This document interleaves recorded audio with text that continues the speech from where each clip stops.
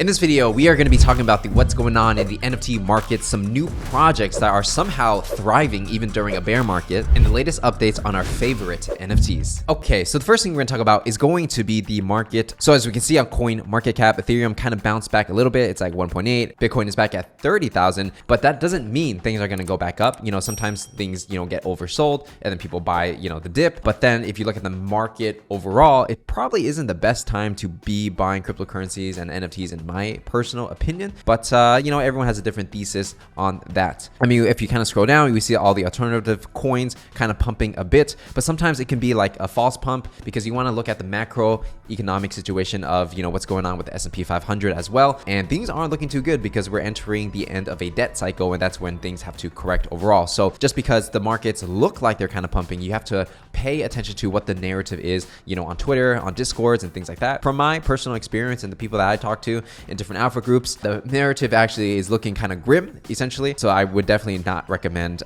buying a bunch of stuff during this dip because it can definitely get lower. It could go up, but probably more chances of it going lower, and that's just my personal take, not financial advice at all. Now, when we are going into non-sen, and we talked about this before, where it's pretty much like the S&P 500, but the top 500 NFTs, looks like the sentiment has been going down. They're just like kind of calculated these things in points, right? But it was like 1.5K, and now it's as low as it's ever been over the past few months, essentially, right? And then even when we're looking at the top 10 blue chips, they kind of been going down as well. Overall, the market is not looking super great, and I wouldn't expect a huge pump right now because you have to really think about who is going to be pumping the markets, right? Like it's either two things: either it's going to be the investors who've raised billions of dollars to pump money into the markets, or it's going to be the retail investors, the regular people like you and I, who are just going to buy NFTs. And right now, from looking at YouTube stats and people's attention, and when it comes to NFTs, people are kind of losing interest in NFTs at the moment. Doesn't mean that's going to be forever, but I feel like a lot of people got burned in the past, a lot of rug projects, a lot of projects that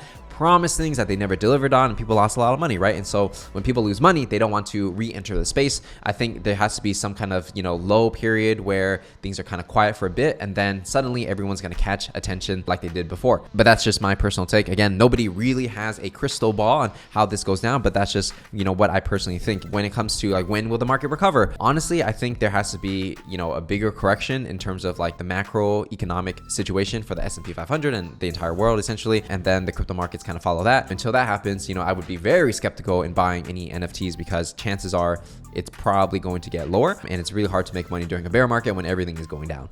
You would rather buy NFTs when everything is going up. But there are some strategies, if there's certain things that you truly believe in and you're willing to hold these things for years to come, it might be a smart idea to dollar cost average, meaning you just buy a little bit every single month during a bear market, so that if you get it in at cheaper prices, then maybe one day when the bull does return, which I believe it will, you got all this assets at cheaper prices, and then things go up, and then you can sell it when it goes up, right? But again, you have to really be cautious about it because crypto and NFTs are extremely risky assets, and you have to be willing to lose everything if you play this game. And by the way, make sure to follow me on Twitter at Patrick Dang if you want the latest alpha, and join the Parallax Discord where you're going to be learning about our upcoming NFT. All right, so the next project that we are going to be talking about is going to be Goblin Town, and as you know, even during a bear market, this project is popping off. Now, I gotta admit, in last week's videos, I was talking about Goblin Town when it was at like 2.2 ETH and 1.7 ETH, and I was like, man, this thing is going to go down for sure. Like it's a pump and possibly a dump, but it seems like I stand to be corrected. And right now the floor price is even higher since the last time I talked about this, and it's at a 2.7 Ethereum. So it seems like a lot of people are buying these Goblin Towns. There's a lot of interest in it. And I think when I really look at this NFT, I feel like why it's hitting so hard, especially during a bear market, is because it matches the sentiment of the market. So like the idea of a goblin, like you're in Goblin Town, is like everyone's wrecked, their portfolio is down, and like you're just totally done, right? To make an NFT called Goblin Town during a time when everything is down is pretty hilarious. And I think that's why people are just throwing money into it. And I feel like because they are creating a good story and making it something people want to talk about, like literally I've talked about Goblin Town in the last 3 videos in a row because of how much interest they've been generating on Twitter. So they definitely understand what they're doing when it comes from a marketing perspective.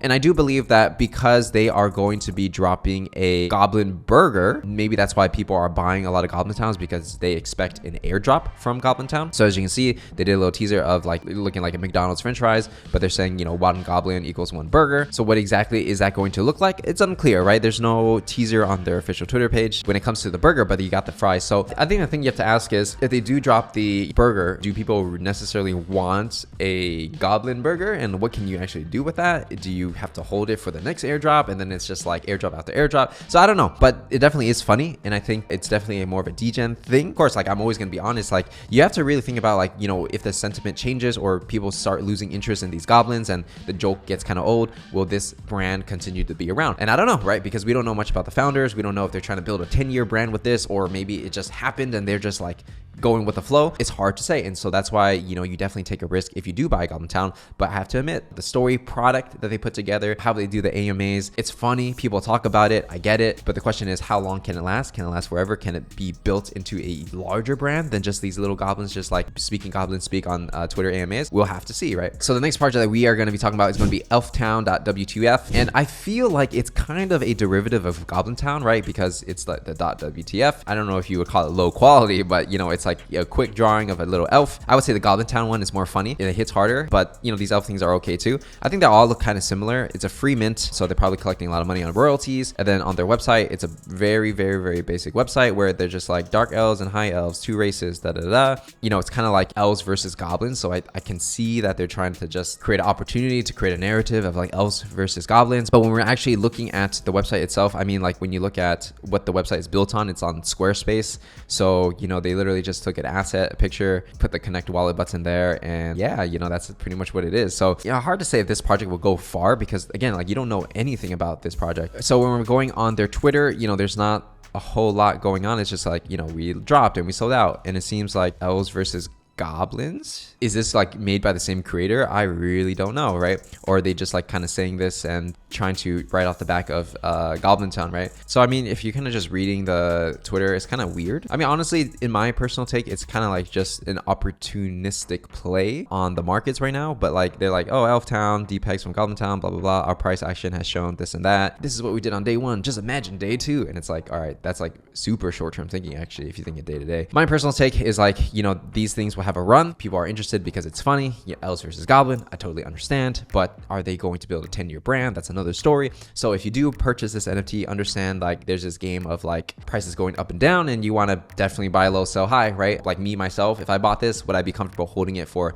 5 years? No, absolutely not. You just want to keep that in mind and be safe, especially during this bear market, because memes can only go so far. And you know, if you've been in the space for a while, we've seen like so many meme projects that did something similar. Eventually they die out, and then whoever created them makes a lot of money from royalties. So just understand that's how the game is played. Sometimes you want to think of it like it's almost like a casino, and the house always wins. All right, next project we're gonna talk about is going to be Rekt Guy, and it seems like this is getting a lot of attention on Twitter. So basically, this is a person who has other businesses where they just collect NFTs. They have an NFT portfolio. They actually have a lot in there. And then Degen's NFT. So I guess, you know, this guy has started other projects before. This one's going to be like investment kind of project where they buy NFTs, and this other one is an actual NFT project. So it's quite interesting. Like I literally just heard about this today, and a lot of people are talking about it, but it seems like Snoop Dogg actually purchased one of these and put it as his picture profile, which is interesting because if a high profile person like Snoop Dogg, especially in the NFT space, changes their profile to a Rekt Guy, it's not like, you know, he just really liked it and he switched his profile picture. Most likely they actually know each other. There's some kind of deal worked out. That would potentially be my guess, because like, why would somebody change their profile, you know, for nothing? Probably there's always something when it comes to the crypto space, whether people say it or not. That's just my speculation. I mean, when I look at the art itself, it's very similar to Xcopy, and Xcopy is considered like an OG in the space when it comes to like this crypto art stuff. And Xcopy, you know, his work is very like neon, dark background, neon, flashing lights kind of thing, the kind of lights that can like potentially give you a seizure kind of thing. So I mean, if you're going on Xcopy's Twitter, obviously he's gonna have these like seizure looking things with the lights and the style and colors, right, which is his signature thing that people can see. Obviously he's a huge artist where, you know, according to his own website on cryptoart.io, total value of his art, I guess his entire ecosystem right now, it's worth $68 million, which is quite a lot of art, and a lot of people do support this, right? You know, I'm not sure how much inspiration he took from Xcopy, but you definitely can see the similarities, especially when it comes to the seizure lights, the skulls, the colors, the dark background. I don't know who created what first, but yeah, it's interesting, right? So for the collection itself, it's art, it's a PFP, okay, cool. The mint is free. but there's allow list. All right. And then, you know, I guess everyone already got it. There's different ways to get that. You know, it seems like it's more of an art project, right? So it's like, what's the utility and roadmap? LOL. When mint? You know, it already minted just a few days ago. How do you mint? And licensing agreement, CCO, which is cool. No copyright. These colors are really messing with my head. It seems like they're going for the art play. Art is subjective, right? Like people put value into artists. And a lot of times, you know, I've been learning that, you know, a lot of people with a lot of money, they'll find an artist that is relatively unknown, but has talent. They'll buy their work, share it with their friends and get more people to buy. And then, you know, they'll have like a lot of this art that they bought for a cheap price. And then when certain people promote it, for example, like if a Snoop Dogg changes his picture profile to a Rekt Guy, then suddenly it's like, oh my God, Snoop Dogg changed his profile. Like this art must be like super valuable, right? You know, the value of the art goes up and then everybody believes in it. And then now that person becomes an established artist, right? It's cool, right? And this guy, you know, OV, which is, I believe, the artist, you know, he publicly posts his LinkedIn. So it seems like he's been doing like this NFT stuff for the last 2 months when it comes to Rekt Guy. And then before that, he was doing investment banking at Barclays. So yeah, it's pretty cool. You know, like, I mean, I like to see a transition where people go from like finance into art and like NFTs. That's pretty cool to me. But yeah, so I mean, the Rekt Guy, it could be something. It could be like the next whatever if a lot of people support it. And I feel like for a lot of NFT projects, you know, the game is really like who is supporting the project, how much money is being pumped into it, because a lot of times that will equate to the retail investors FOMOing into something when they see big whales buy something, and then suddenly something goes from nothing to something. And that's pretty much what I think is happening with this. Now, I don't know the founder personally, you know, it's just me kind of like looking from the outside in, but that's just my personal take. All right, so the next project that we're going to be talking about is going to be Admit One by G Money. And if you didn't know, G Money is somewhat of like an influential person kind of in the space. He did do that collaborations with Adidas and Bored Ape Yacht Club in the past, and he did launch like several other NFT projects that didn't like, you know, pop off or anything, but then they were like fun experiments. And it seems like Admit One is going to be his like premier NFT. And what that really is like, it's basically a community where, you know, you have 1,000 people. It's kind of like Proof Collective, where it's like 1,000 people, they come together to talk things, art, Web3, NFTs. And really the value of this NFT is really just the community that G Money puts together. And he did hand select, I think it was like 200 or 300 people to be a part of this. And then the other people that minted, they, you know, had a POAP, which is like, you know, a participation like NFT. Like if you went to G Money's thing on this day, then you got one of these. So by participating, you know, over the year that G Money has been active in the NFT space, then you are able to mint this NFT. So, I mean, when you're looking at the floor price, when it comes to, you know, Opensea, it's going to be like 13.2. I remember one of my friends told me about this at 8 Ethereum. He's like, yo, this could be the next proof pass. And it seems like, you know, people are interested in this, right? Because they want to be a part of a community of like high level people, and people are willing to pay money to be part of that room, right? And when it comes to the roadmap of like what this is, there's no real roadmap. It's just more like, this is a community. The main utility is that we connect, which is valuable in itself, honestly. And then they're really just like, we don't really need a roadmap, but here's how we're going to do things. It's like act with integrity, travel, practice gratitude, do dope stuff. Like, I mean, it's quite general if you think about it, but it's a vibe. And I think a lot of people can relate to that because,